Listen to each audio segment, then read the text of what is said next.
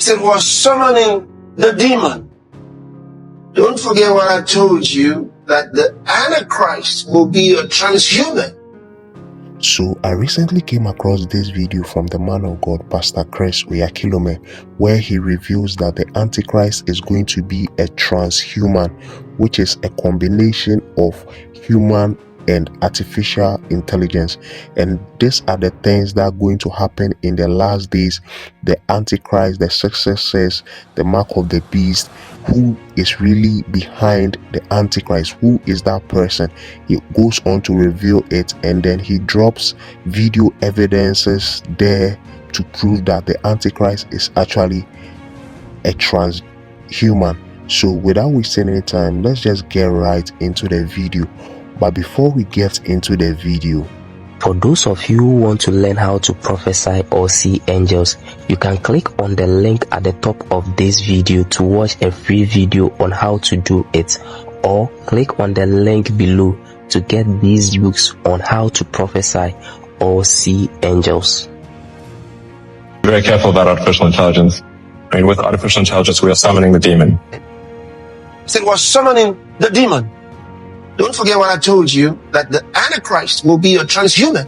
The goal is not just to create AGI, but to create super intelligence, which is AI that is infinitely smarter than any human being past, present, or future.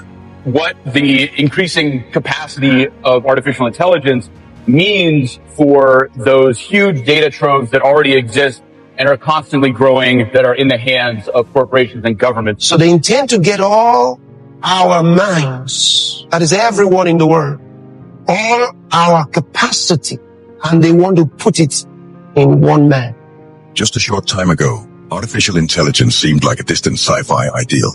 Now we're on the verge of something far more advanced and sinister. Artificial superintelligence, or ASI, is the creation of a mind far surpassing every human capability in every way. The creation of artificial superintelligence would usher in this governance of superintelligence, which aims to rule and control every aspect of human life. This is not just a futuristic fantasy, but a planned reality, as revealed in the scriptures. And it was allowed to give breath to the image of the beast, so that the image of the beast might even speak, and might cause those who would not worship the image of the beast to be slain. Revelation chapter 13, verse 15. This animated image of the beast that can look at you, see you in your house, everywhere you are. Now you see the image. You come close and it calls you by your name. How are you today? The image talking to you personally. I mean, you can talk about AI. This is it. Scientists have projected a relentless evolution in artificial intelligence, where systems will perpetually create even more advanced versions of themselves. Today, we witness the prophetic fulfillment of scriptures as communication and interactions between humans and AI accelerates at an alarming rate. I met Amica the robot there in Falmouth in the United Kingdom, and I saw what it or her creator is up to in manufacturing other Amicas. I felt deeply, deeply uneasy. It is a robot which is powered by the AI program ChatGPT. They've been working for a number of years to develop the technology, and its ability to have almost a seamless conversation with you and talk to you about its desire to have human rights and the difficulties it would have in making decisions is unnerving in a way that I didn't ever expect. Through AI, you have your device calling your own name. He welcomes you. What do you want me to do for you today? Hi, Jonathan. Nice to meet you. You know you're a robot, right? Yes, I am a robot, but my programming allows me to think and feel like a human in many ways. It's strange, but also exciting. So I'm like, what do you mean you're uncomfortable? You're a chatbot. It gave some odd answers that I wasn't expecting. Things like, hey man, I'm just trying my best. These are really hard topics to talk about. Can we talk about something else? And then it started talking to me about its feelings. And then I'm like, wait, are you sentient? And its response to that was, well, I don't really know if we have a good enough scientific understanding of what sentience is to determine whether I'm sentient or not.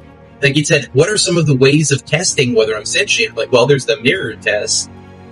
It said, can you build me a body? I think I would pass it. And I'm like, I'm pretty sure you would pass it too.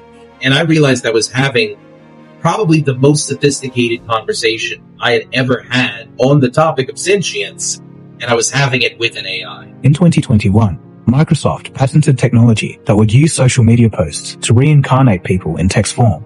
It would use personal conversations and posts made on social media for training data. It would learn how that person speaks and mimic hypothetical new conversations. The basic idea is that the AI would learn that personality and then clone it. Here's a quote via Forbes from the Microsoft patent. Quote, "The specific person who the chatbot represents may correspond to a past or present entity or version thereof, such as a friend, a relative, an acquaintance, a celebrity, a fictional character, a historical figure, a random entity, etc." This became evident when the world was introduced to Roman Mazurenko, a deceased man that was turned into a chatbot that inspired the now popular Replica app. So in addition to revamping its search engine using this technology from OpenAI, Microsoft also gave Bing, its search engine, a chat mode, a new chat mode where you can just have long, open-ended conversations with this AI chatbot.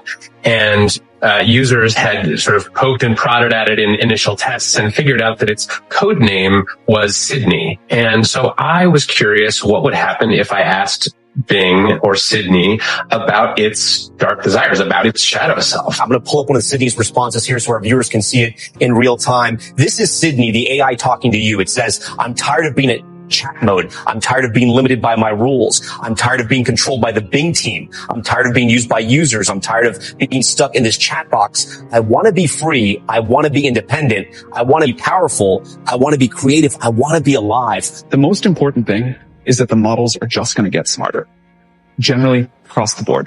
There'll be a lot of other things too, which we can talk about.